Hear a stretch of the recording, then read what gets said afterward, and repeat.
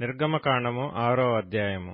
అందుకు యెహోవా, ఫరోకు నేను చేయబోచున్న దానిని నీవు నిశ్చయముగా చూచెదవు. బలమైన హస్తము చేత అతడు వారిని పోనిచ్చును. బలమైన హస్తము చేతనే అతడు తన దేశములో నుండి వారిని తోలివేయునని మోషేతో అనెను.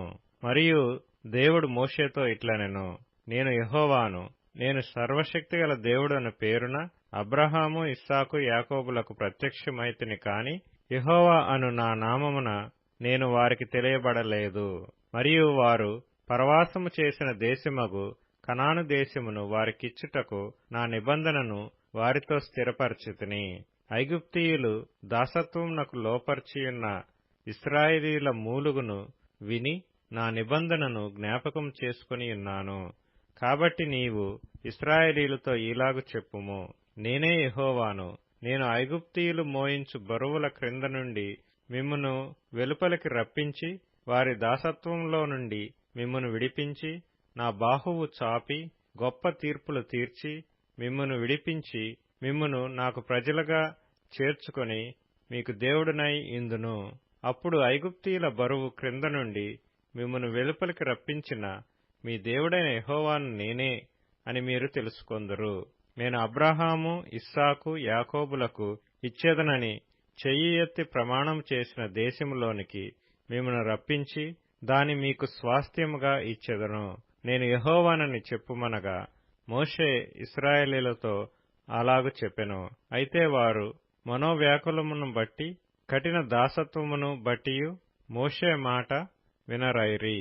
మరియు యెహోవా మోషేతో, నీవు లోపలికి వెళ్లి ఐగుప్తు రాజైన ఫరోతో ఇశ్రాయేలీయులను తన దేశములో నుండి వెలుపలికి పోనీయవలెనని అతనితో చెప్పుమనెను. అప్పుడు మోషే, చిత్తగించుము, ఇశ్రాయేలీయులే నా మాట వినలేదు, మాట మాంద్యము గలవాడనగు నా మాట ఫరో ఎట్లు వినునని యెహోవా సన్నిధిని పలికెను.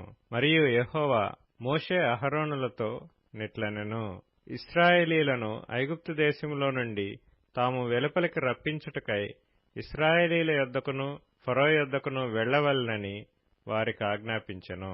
వారి పితరుల కుటుంబముల మూలపురుషులు ఎవరనగా ఇశ్రాయేలు జ్యేష్ఠ కుమారుడైన రూబేను కుమారులు హనోకు, పల్లు, హెస్రోను, కర్మి. వీరు రూబేను కుటుంబములు. షిమ్యోను కుమారులు యెమూయేలు, యామీను, ఓహదు, యాకీను, సోహరు, కనాను. స్త్రీకి కుమారుడైన షావూలు. వీరు షిమ్యోను కుటుంబములు. లేవి కుమారుల పేర్లు వారి వారి వంశావళుల చొప్పున ఏవేవనగా గెర్షోను, కహాతు, మెరారి. లేవి 137 ఏండ్లు బ్రతికెను. గెర్షోను కుమారులు వారి వారి వంశావళుల చొప్పున లిబ్ని, షిమి. కహాతు కుమారులు అమ్రాము, ఇస్హారు, హెబ్రోను, ఉజ్జీయేలు. కహాతు 133 ఏండ్లు బ్రతికెను. మెరారి కుమారులు మహలి, మూషి. వీరు తమ తమ వంశావళుల చొప్పున లేవి కుటుంబములు. అమ్రాము తన మేనత్త అయిన యోకెబెదును పెండ్లి చేసుకొనెను. ఆమె అతనికి అహరోనును మోషేను కనెను. అమ్రాము 137 ఏండ్లు బ్రతికెను. ఇస్హారు కుమారులు కోరహు, నెపెగు, జిఖ్రి. ఉజ్జీయేలు కుమారులు మిషాయేలు, ఎల్సాఫాను, సిత్రి.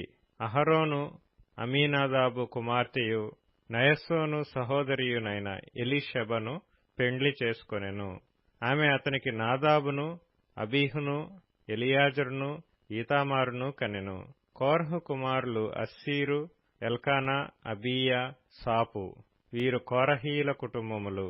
అహరోను కుమారుడైన ఎలియాజరు పూతీయేలు కుమార్తెలలో ఒకతను పెండ్లి చేసుకొనెను.